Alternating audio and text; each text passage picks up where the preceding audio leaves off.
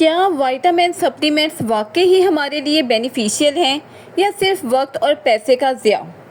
अस्सलाम वालेकुम friends and welcome back to our channel. Vitamin और मिनरल सप्लीमेंट्स के इस्तेमाल पर दुनिया भर में बहस जारी है। इनकी मार्केट की मालियत अरबों डॉलर्स तक जा पहुंची है और अमेरिका और बरतानिया जैसे ममालिक में बहुत बड़ी तादाद में लोग अपनी सेहत को बेहतर बनाने की नीयत से ये सप्लीमेंट्स डेली बेसिस पर यूज़ करते हैं। ताहम रिसर्च अब इस बात पर एग्री नहीं करती कि ये गोलियां वाकई ही इतनी ज़्यादा इफ़ेक्टिव हैं। कुछ स्टडीज़ बताती हैं कि सप्लीमेंट लेने से कोई ख़ास फ़ायदा नहीं होता, बल्कि ज़्यादा मिकदार से लेने में यह हमारी बॉडी को बहुत ज़्यादा नुकसान पहुंचाती हैं। अब सवाल ये है कि क्या हम सबको विटामिन सप्लीमेंट्स लेने चाहिए या सिर्फ वो अफराद इनको यूज़ करें जो न्यूट्रिशनल डेफिशिएंसी का शिकार हैं। फ्रेंड्स, विटामिन और मिनरल्स दरअसल वो माइक्रो न्यूट्रिएंट्स होते हैं जो हमारी बॉडी खुद पैदा नहीं कर सकती, लेकिन उनकी थोड़ी सी अमाउंट भी हमारे बॉडी के निज़ाम को दुरुस्त रखने के लिए लाजमी होती है। जैसे विटामिन ए हमारी आई साइट और स्किन के लिए बहुत इंपॉर्टेंट होता है, विटामिन सी इम्यूनिटी के लिए और विटामिन सी हमारी ब्लड क्लॉटिंग यानी चोट वगैरह लगने के दौरान खून को जमने में मदद देता है। इसी तरह से कैल्शियम, मैग्नीशियम और पोटेशियम जैसे मिनरल्स हमारी बोन्स, हमारे नर्व्स और हमारे मसल्स के लिए बहुत ज़रूरी होते हैं।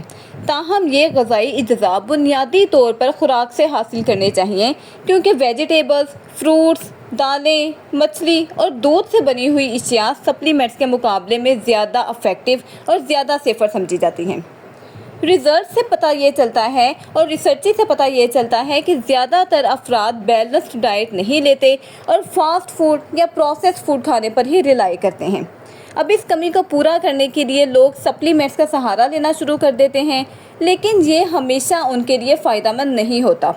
फॉर एग्ज़ाम्पल, विटामिन सी को पहले आम नज़ला ज़ुकाम के इलाज के लिए मशहूर किया गया था, लेकिन साइंटिफिक एविडेंसेस ने इस दावे की मुकम्मल तौर पे तरदीद कर दी।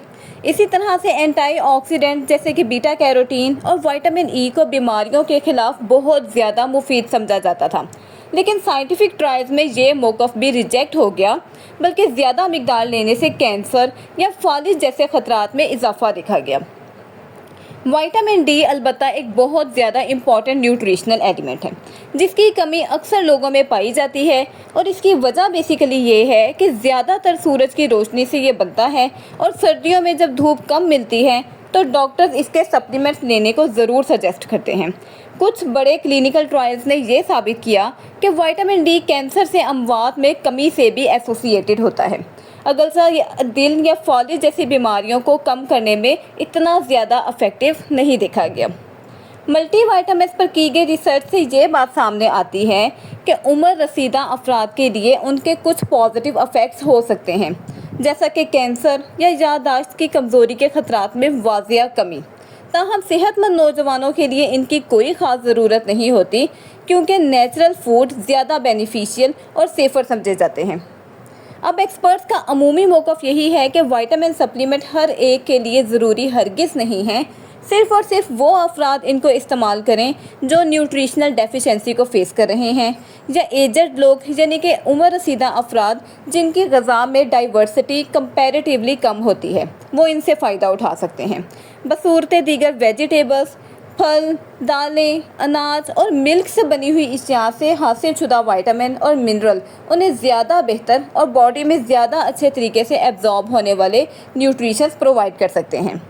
अब इस तमाम हमारी वीडियो का समरी ये है कि सप्लीमेंट्स को मुतवाज़न ग़िज़ा का अल्टरनेट हरगिज़ नहीं समझना चाहिए, बल्कि ज़रूरत के तहत और अपने एक्सपर्ट फिजिशियन की राय के मुताबिक ही इस्तेमाल करना चाहिए, ताकि आपको फ़ायदे की जगह नुकसान ना हो।